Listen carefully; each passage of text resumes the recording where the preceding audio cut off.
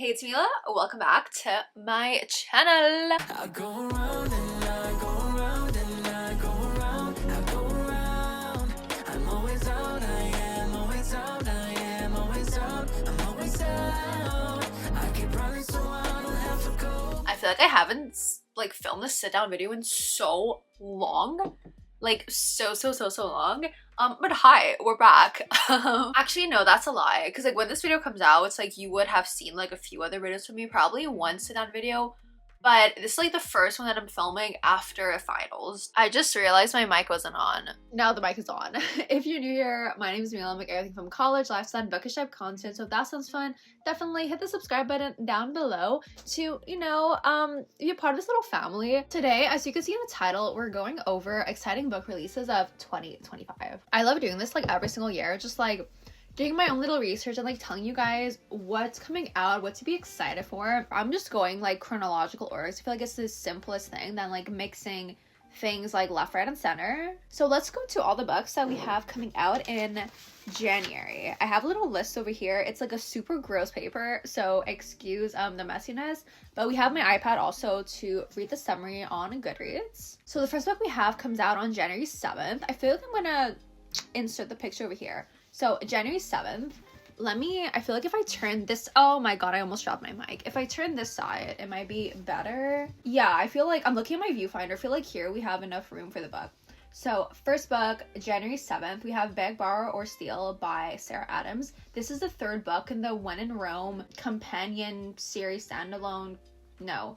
That made no sense, but like that little like companion novel series. Emily Walker hates having her carefully crafted world disrupted by anyone, most of all her legendary nemesis Jack Bennett. He's the opposite of the wonderful heroes she dreams up in her double life as a romance writer, which is why Emily was perfectly happy when Jack left Rome, Kentucky, mid-school year with his fiance. The last thing Emily saw coming was Jack's return at the end of the summer after calling off the wedding and ending his relationship, but he's here to stay, as her colleague and her neighbor. Jackson Bennett is glad to be back, eager to renovate his house and work on the next mystery novel under his best-selling pen name. But when he realizes he's now neighbors with the one woman who has always pushed his buttons, he discovers something he's even more excited for. Thwarting Emily and her pretty plans to sabotage his return. With their chemistry-fueled animosity at an all-time high, Emily accidentally sends an email to their school's principal that could reveal her secret literary side hustle. She needs to steal back her manuscript, and Jack, she hates to admit, is just the man to help her. Surprisingly, Jack agrees. Will their unlikely alliance put an end to their rivalry, or could it lead to a steamy plot twist they never saw coming? So I have not read the first two books in the series, but I read the cheat sheet by Sarah Adams. Loved it. I just like never got to picking up more for things because I was like, I really want to finish like what's on my shelf first. But yes, January 7th, super excited for this. On January 14th, we actually have 3 books. The first one we're gonna go over is Witchcraft for Wayward Girls by Grady Hendrix. They call them the Wayward Girls, loose girls who grew up too fast, and they're sent to the Wellwood home in St. Augustine, Florida, where unwed mothers are hidden by their families to have their babies in secret, give them up for adoption, and most importantly of all, to forget any of it ever happened. 15-year-old Fern arrives at the home in a sweltering summer of 1970, pregnant, terrified, and alone.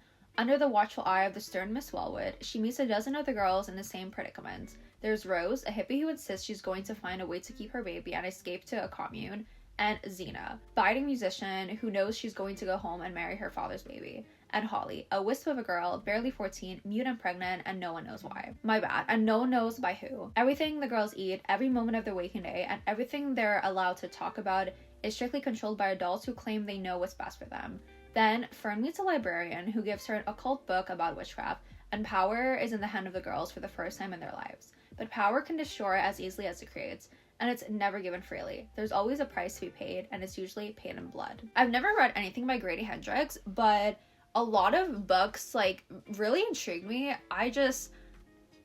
I'm gonna get to them. I promise I'm gonna get to them eventually. So as mentioned, we have many books on this to date. So the second one is Beautiful Ugly by Alice Feeney. Author Grady Green is having the worst best day of his life. Grady calls his wife to share some exciting news as she is driving home. He hears Abby slam on the brakes, get out of the car, then nothing. When he eventually finds her car by the cliff edge, When he eventually finds her car by the cliff edge, the headlights are on. The driver door is open, her phone is still there. But his wife has disappeared. A year later, Grady is still overcome with grief and desperate to know what happened to Abby. He can't sleep and he can't write, so he travels to a tiny Scottish island to try to get his life back on track. Then he sees the impossible, a woman who looks exactly like his missing wife. I've read Daisy Darker by Alice Feeney, loved it. I haven't read her other things, but I know a lot of people like Alice Feeney, so super, super excited. And then last but not least, we have a book by an author that I've never heard of. It's called The Favorites. It's called The Favorites by Lane Fargo. Goodreads, can you please open the page? She might not have a famous name, funding, or her family's support, but Katerina Shaw has always known that she was destined to become an Olympic skater. When she meets Heath Rocha, I don't know, a lonely kid stuck in a foster care system, their instant connection makes them a formidable duo on the ice, clinging to skating and each other to escape their turbulent lives. Kat and Heath go from childhood sweethearts to champion ice dancers, captivating the world and their scorching chemistry, rebellious style, and rollercoaster relationship, until a shocking incident at the Olympic Games brings their partnership to a sudden end. As the 10-year anniversary of the final skate approaches, an unauthorized documentary reignites the public obsession with Shaw and Rocha. Sorry. Claiming to uncover the real story through interviews with her closest friends and fiercest rivals. Kat wants nothing to do with the documentary, but she can't stand the thought of someone else defining her legacy either. So, after a decade of silence, she's telling her story, from the childhood tragedies that created her all-time consuming bond with Heath, to the clash of desire that tore them apart. Sensational rumors have haunted their every step for years, but the truth may be even more shocking than the headlines. I really got intrigued by this because I was a figure skater when I was younger. Obviously, like, every child's dream is like, oh my god, the Olympics. Or I feel like every child, like, athlete's dream is like, oh my god, Olympics. So super, super, super excited to get to this. So I'm not going to say too much about because it is like the third book in a series. I have not read the first two books, but I promise we are going to read them.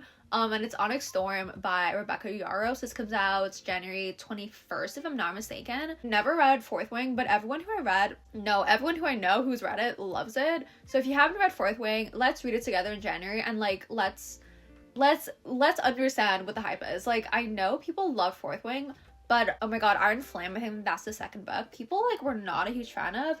So I'm kind of nervous.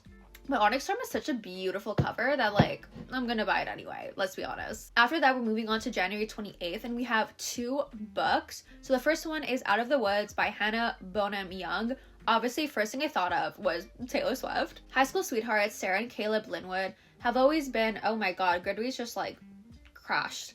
High school sweethearts Sarah and Caleb Linwood have always been a sure thing. For the past 17 years, they have had each other's backs through all of life's ups and downs, achievements, losses, stages, and phases. But Sarah has begun to wonder, who is she without her other half? When she decides to take on a project of her own, a fundraising gala in memoriam of her late mother, Sarah wants nothing more than to prove to herself and to everyone else that she doesn't need Caleb's help to succeed. She is still her mother's daughter, after all. Independent and capable. That is until the event fails, and Caleb uninvitedly steps in to save the day. The rift that follows unearths a decade of grievances between them, and doubts begin to grow. Are they truly the same people they were when they got married at 19? Are they supposed to be? In a desperate attempt to fix what they fear is near breaking, Sarah and Caleb make the spontaneous decision to join a grueling hiking trip intended to guide couples through rough patches. What follows is a life-affirming comedy of errors as two nature-averse people find their way out of the woods in order to find their way back to their roots. I don't only read like marriage and travel books. The only one I read was like All Your Perfects. So I'm curious to see like how I like this. Plus also, obviously, Taylor Swift. The final book we have for the month of January that's also coming out on the 28th is The Crash by Frida McFadden. Tegan is 8 months pregnant, alone, and desperately wants to put her crumbling life in the rearview mirror. So she hits the road, planning to stay with her brother until she can figure out her next move. But she doesn't realize she's heading straight into a blizzard. She never arrives at her destination. Stranded in rural Maine with a dead car and broken ankle, Tegan worries she's made a terrible mistake. Then, a miracle, she's rescued by a couple who offer her a room in their warm cabin until the snow clears. But something isn't right. Tegan believes she was waiting out in the storm, but as time ticks by, she comes to realize she's in grave danger. This safe haven isn't what she thought it was, and staying here may have been her most deadly mistake yet. and now she must do whatever it takes to save herself and her unborn child. I'm intrigued. Like, I love these, like, snowed in, or, like, I can get the car out of the snow, because, like, I live in, like, Canada. This very well could happen. So, like, it seems, like, super realistic, but it's, like, it's so relatable, because I've gotten my car stuck in the snow so many times. Like, obviously, I don't think about, like, oh, I'm actually gonna, like, die, I'm gonna get kidnapped, whatever. But it's, like, just being in the woods when it's snowing, it's pitch black. It's kind of scary. I feel like it's more scary than in the summer, because there's, like, snow. I don't know. That's, like, my little take as a Canadian. But those are all the books for the month of January. So moving on to February, let me just see my list. Because in my list, I didn't put things in, like, numerical order of when it's coming out. So I need to, like, do the math in my head. Be like, okay, like, the 4th comes before the 21st. The 28th comes after the... I just made my life hard. Actually, February isn't that bad. So we have 3 releases in the month of February, and 2 are actually released on February 2nd. The first one being Deep End by Ali Hazelwood. Scarlett Vandermeer is swimming upstream. A junior at Stanford and a student athlete who specializes in platform diving, Scarlett prefers to keep her head down, concentrating on getting into med school and on recovering from the injury that almost ended her career. She has no time for relationships, at least that's what she tells herself. Swim captain, world champion, all-around aquatics golden boy, Lucas Bromqvist thrives on discipline. It's how he wins gold medals and breaks records. Complete focus with every stroke.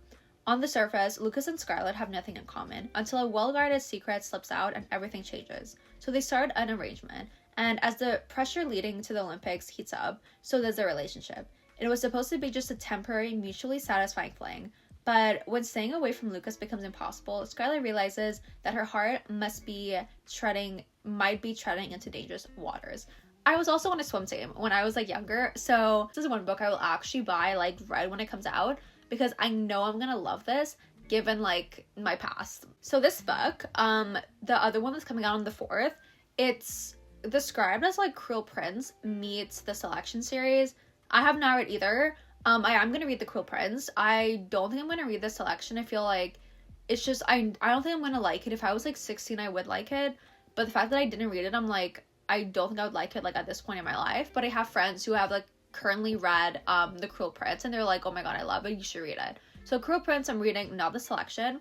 But yeah, I was, like, very intrigued by what this story promised, and it's called The Rose Bargain by Sasha Painton Smith. Every citizen of England is granted one bargain from their immortal Fey Queen. High society girls are expected to bargain for qualities that will win them suitors. A rare talent for a piano in exchange for one's happiest childhood memory. A perfect smile for one's ability to taste. But Ivy Benson's debut season arrives with a shocking twist. A competition to secure the heart of the Queen's Fey son, Prince Bram. A prize that could save Ivy's family from ruin, and free her sister from the bargain that destroyed her. Yet every glittering Fey deal has a rotting heart. And at the center of the contest is a dark plot that could destroy everything Ivy knows. This is a duology. Like, normally duologies, I feel like they're either done, like, perfectly, or it's like there's an unbalance, I feel, between the books.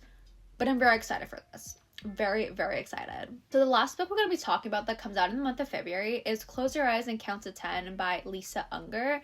And this comes out on February 25th. Sorry, I cannot read a date on Goodreads. It's the 18th of February, 2025. When the real game begins, who will make it to the count of 10? Charismatic daredevil and extreme adventurer Maverick Dillion invites you to the ultimate game of hide and seek. But as the players gather on Falcao Island, the event quickly spirals into a chilling test of survival. A storm rages as a deadly threat stalks the contestants, turning the challenge into something far more sinister than the social media stunt it was intended to be. Enter Adele, a single mother with a fierce determination to protect her children at all costs. When she begins the game, she unwittingly enters a twisted web of deception and intrigue. Can she maneuver through the treacherous, oh my god, that's such a hard word to read, storm and the relentless competition and get home to her family? In a ruthless battle for survival, where the stakes are higher than ever, the blurry lines between the virtual and the real proves that the only person who we can trust, wow, no. The blurry lines between the virtual and the real proves that the only person we can trust is ourselves. I recently watched Glass Onion, and this kind of, like, obviously it's, like, super different plots, but it's kind of, like, gave me that vibe where it's, like, we go to an island, we're invited by this, like, charismatic guy for a little game, and I was, like, sold. Absolutely sold. Now, moving on to the month of March, we have a few books. 3 are actually coming out on the 4th. One of them being Wild Side by Elsie Silver. It's the third book in a series. I don't remember. I have not read that series. I'm still getting through Chestnut Spring. Guys, I promise I'm gonna get there. Like, I'm trying. There's just like so much to read, so much to do. But yes, that book is coming out this year. Also on the 4th, we have a book by Gail Walther, While We Were Young. Grace, Issa, and Everett used to be an inseparable trio before their love lives became a tangled mess. For starters, Grace is secretly in love with Everett, who used to go out with Issa before breaking her heart in the famous freshman year fracture. And oh yeah, no one knows that Issa has been hanging out with James, Grace's brother, and if Grace found out, it could ruin the friendship. Very messy. With graduation fast approaching, Grace decides an unsanctioned senior skip day in Philadelphia might be what they need to fix things, and all she has to do is convince Issa to help her kidnap Everett and outmaneuver James, who's certain his sister is up to something. In an epic day that includes racing up the famous rocky steps, taste testing Philly's finest cheesecakes, and even crashing a wedding, their secrets are bound to collide. But can their hearts withstand the wreckage? I've read, oh my god, what's it called? I don't know what it is on my shelves, but like the one with like the Taylor Swift reference, and I really liked it. So I feel like I'm really gonna like this also. Even though it comes out in March, I feel like it's more like a, I wouldn't say summer, but like May read. I don't know if I'm gonna buy it. No, okay, no. We are not buying any of these books until I read what's on my shelf. I don't know why I keep making these videos, because I'm like, you have so much to read. Why are you like even thinking about new books? But it's for you guys. It's all for you guys. The last book that comes out on the 4th is Promise Me Sunshine by Cara Bastone. And as you can see, it takes place on a boat. I read my first book that takes place on a boat in 2024, and I really liked the like change of like scenery. So super excited to get to this one. Lenny's a bit of a mess at the moment. Her best friend Lou recently passed away after a battle with cancer, and her death has left Lenny feeling completely lost. She's avoiding her concerned parents, the apartment she shared with Lou, and the list of things she's supposed to do to help her live again. The only thing she can do is temporary babysitting gigs, and luckily, she has landed a great one, helping overworked single mom Reese, I don't know why that name bugged, Reese, and her precocious daughter Ainsley. It's not perfect. Ainsley's uncle Miles always seems to be around and is kind of a huge jerk. But if Lenny acts like she has it all together, maybe no one will notice she's falling apart. Miles sees right through her though. Turns out he knows a lot about grief, and surprisingly he offers her a position. He'll help her complete everything on her live again list if she'll help him connect with Ainsley and overcome his complicated relationship with Reese. Lenny doubts anything can fill the hole that Lou has left behind, but she begins to spend more time with Miles. Lenny is surprised to discover that sometimes losing everything is only the first step to finding yourself and love again. So yes, that's coming out in March. And then finally, the last book that is coming out in March is called Story of My Life. Obviously, I thought of One Direction by Lucy Score, and it comes out on March 11th. Hazel is given a 1-2 punch when she's forced to move out of her Upper East Side apartment and is given a final warning from her publisher. If she doesn't turn in a book by her next deadline, they're cutting her loose. Hazel rashly decides to leave what's left of her city life behind and impulse buys a house in rural Pennsylvania, sight unseen. How better to entertain her loyal readers she has and rediscover her writing mojo than immersing herself in small town life. Too bad this town looks to be on its last legs. At least she's finding swoon-worthy inspiration from her hot, grumpy contractor Cam and his animal rescuing, community-loving family. Oh, my camera's out of filming space, so I'll be right back. Then moving on to April, we have Gifted and Talented by Olivia Blake. Where there's a will, there's a war. Thayer Wren, the brilliant CEO of Renfer Magitech and so-called father of modern technology, is dead. Any one of his 3 telepathically and electrokinetically gifted children would be plausible inheritors of the Renfer throne. Meredith, textbook accomplished eldest daughter, and the head of her own groundbreaking biotech company, has recently cured mental illness. You're welcome. If only her father's fortune wasn't her last hope of keeping her journalist ex-boyfriend from exposing what she really is, a total fraud. Arthur, second youngest congressman in history, fights a good fight every day of his life, and yet his wife might be leaving him, and he's losing his re-election campaign. His dead father's approval, in the form of a seat in the Renfer throne, might just turn his sinking ship around. Edith, once the world's most famous ballerina, has spent the last 5 years as a run-of-the-mill marketing executive at her father's company after a life-altering injury put an end to her prodigious career. She might be lacking in accolades compared to her siblings, but if her father left her anything, it would finally validate her worth by confirming she's been his favorite all along. On the pipeline of gifted kids to clinically depressed adults, nobody wins. but which Ren will come out on top. I like how I'm feeling this is like a little bit of like Powers in the real world, but it's like a rich people family drama, and I love rich people family drama. After that, also on April 1st, we have a book by Jessa Hastings, who wrote the Magnolia Park series.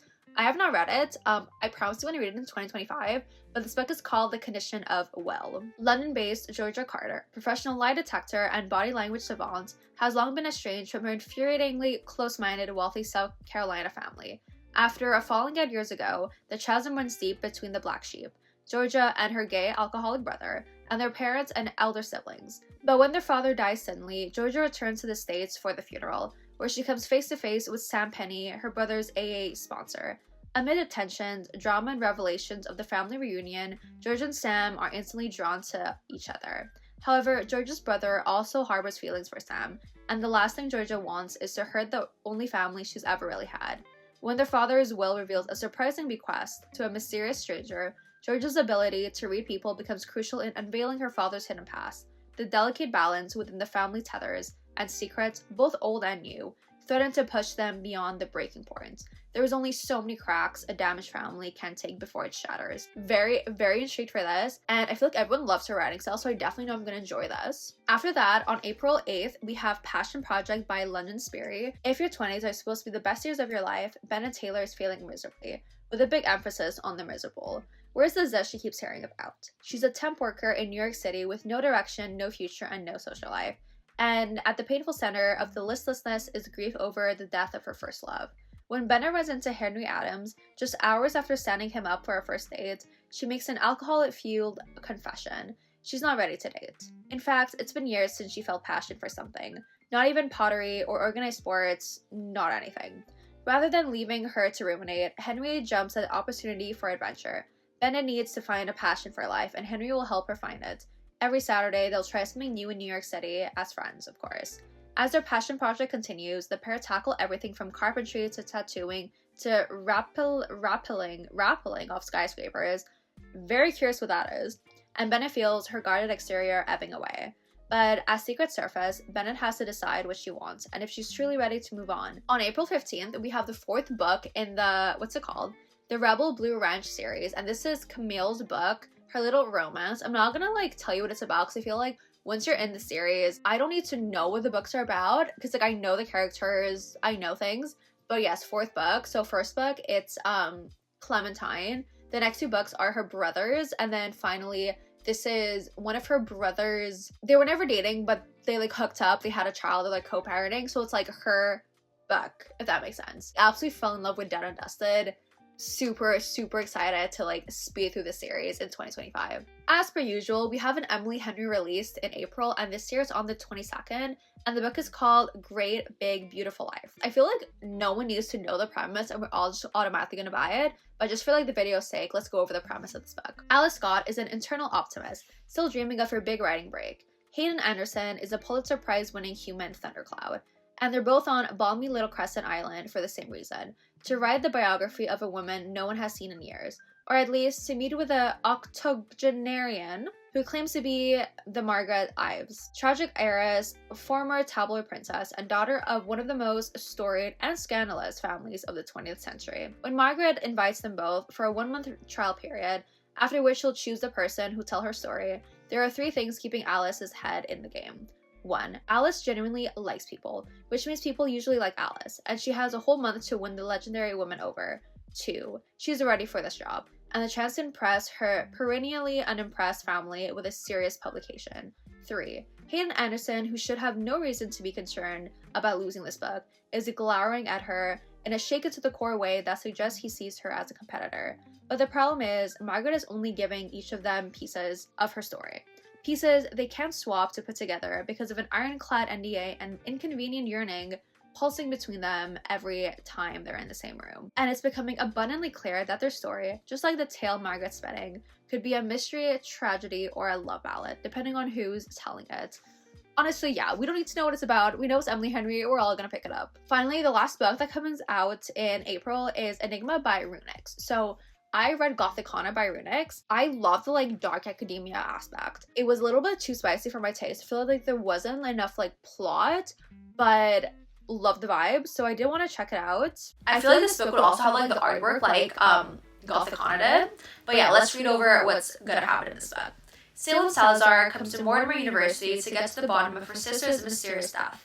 They're obsessed with forensics. She discovers there have been a lot more unexplained deaths on the campus. Her search leads her down a dark and dangerous path to the secret society and to Kaz. Casimir Vanderwall is in her way and another mystery to unravel. Is he just an art student, a man living a double life, or a murderer? While also at the university seeking answers for another death, Cass has a lot more to him than meets the eye. Secret forces are at play in Mortimer, and no one is safe. As Salem tries to go under radar and Cass tries to block her path, somehow they both end up in the crossfire of a powerful secret society. We love secret societies. They're forced to work together to discover the truth or risk losing their lives. I was gonna say very confused, very curious, very curious and excited. Moving on to the month of May, we have 2 books coming out, and one of them, obviously, Carly Fortune's book, which is called One Golden Summer, and as usual, beautiful, beautiful cover. I never anticipated Charlie Florek. Charlie Florek? Wait a minute. Oh my god, it's the same family. It's one of the brothers from Every Summer After. Oh my god, okay. I never anticipated Charlie Florek. Good things happen at the lake. That's what Alicia's grandmother says, and it's true. Alicia spent just one summer at the cottage with Nan when she was 17. It's where she took that photo. The one of 3 grinning teenagers and a yellow speedboat, the image that changed her life. Now Alice lives behind a lens. As a photographer, she's most comfortable on the sidelines, letting other people shine. Lately though, she's been itching for something more, and when Nan falls and breaks her hip, Alice comes up with a plan for them both. Another summer in that magical place, Barry's Bay. But as soon as they settle in, their peace is disrupted by a roar of a familiar yellow boat and the man driving it. Charlie Florek was 19 when Alice took his photo from afar. Now, he's all grown up, a shameless flirt who manages to make Nan laugh, and Alice longs to be 17 again when life was simpler, when taking pictures was just for fun. Sun-slanted days and warm nights out on the lake with Charlie are a balm for Alice's soul, but when she looks up and she sees his piercing green eyes directed on her, she begins to worry for her heart, because Alice sees people. That's why she's good at what she does. She's never met someone who looks and sees her right back. Very curious, because we did see Charlie before, we like Charlie, and I'm just, yeah, I need to read Carly Fortune's book that came out like 2024 before reading this. But oh my god, trust me, I'm buying this and reading it as soon as it comes out. Lies. As soon as I finish finals, I'm buying it and reading it. So the second book in May is called The Love Haters by Catherine Center, and it comes out on May 20th. Katie Vaughn has been burned by love in the past. Now, she may be lighting her career on fire. She has 2 choices. Wait to get laid off from her job as a video producer, or, at her coworker Cole's request, take a career-making gig profiling Sam Hutchinson as a Coast Guard rescue swimmer in Key West. The catch, Katie's not exactly qualified. Plus, Cole is Hutch's brother, and they don't get along. Next stop, Paradise. But Paradise is messier than it seems. As Katie gets entangled with Hutch, the most scientifically good-looking man she has ever seen, but also a bit of a love hater, along with his colorful Unruh and his rescue Great Dane, she gets trapped in a lie, or 2. Swim lessons, helicopter flights, conga lines, drinking contests, hurricanes, and stolen kisses ensue, along with chances to tell the truth, to face old fears, and to be truly brave at last. Seems just like a very fun, cute summer read, so definitely gonna be picking up this summer. And I'm moving on to June. So June is the last month we're gonna be looking at for this video, and we have 3 books. First one coming out on June 3rd, which is a Taylor Jenkins Reid book, and it's called Atmosphere. So this one really intrigued me because it's like astronauts, and it's kind of related to my studying field and where I want to go into. It's obviously not a scientific book, just knowing that it's kind of what I want to go into. It's mixing one passion of mine with reading, and very excited, very, very high expectations. Joan Goodwin has been obsessed with the stars for as long as she can remember. Thoughtful and reserved, Joan is content with her life as a professor of physics and astronomy at Rice University, and as an aunt to her precocious niece, Frances.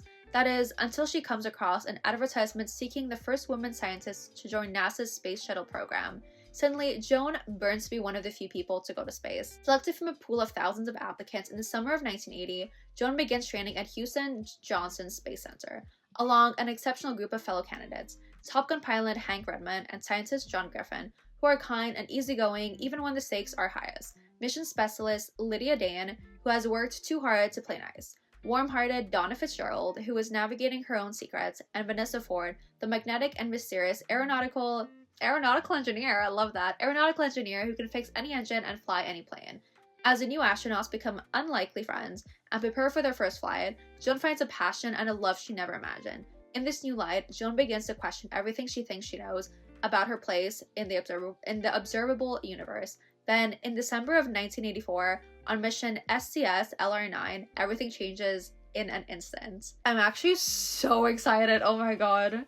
And finally, the last book that we're going to be talking about today is called Never Been Shipped by Alicia Thompson, and this comes out on the 10th of June. Super cute cover. Super, like, one thing that I love about her is that all her covers are kind of like retro, but they're so pretty. Micah's relationship to music is complicated. As teenagers, her band took off after being featured on a popular TV show, but the group barely released their sophomore album before breaking up. Now, over a decade later, the band is reuniting for one more performance on a themed cruise, and Micah is determined to learn from her past mistakes. No losing herself in the music, and no losing her heart along the way. John misses playing in a band, and mostly he misses Micah, who'd been his best friend until the music stopped.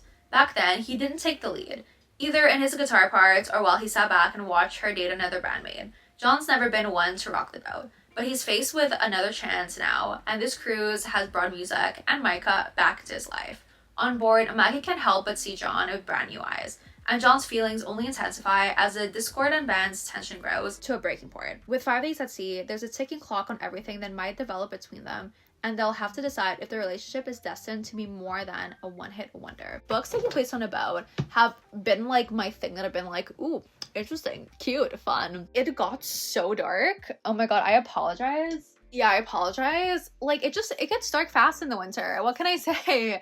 That's what it's like living in like the Eastern Canada. But yes, these are all the books that I'm super excited to get to in 2025. Maybe not buy right away, but like hopefully as I get through like my TBR, I'm gonna allow myself to buy them. The one thing that I know 100% without a doubt I'm gonna pre-order is a Taylor Jenkins Reid book, because just like anything space, I eat that up. I absolutely eat that up. But yes, super excited. Honestly gonna go pre-order it like right now. If Indigo has it, I'm ordering it right now. So if you want to see my face more, you can follow me on all my socials, linked down below, my TikTok, Instagram, Goodreads, everything over there. So yes, I hope you guys enjoyed. Definitely subscribe and leave a thumbs up if you did. And that's pretty much it for me today. So stay safe, protect your vibe, and I'll see you all next time. Bye guys.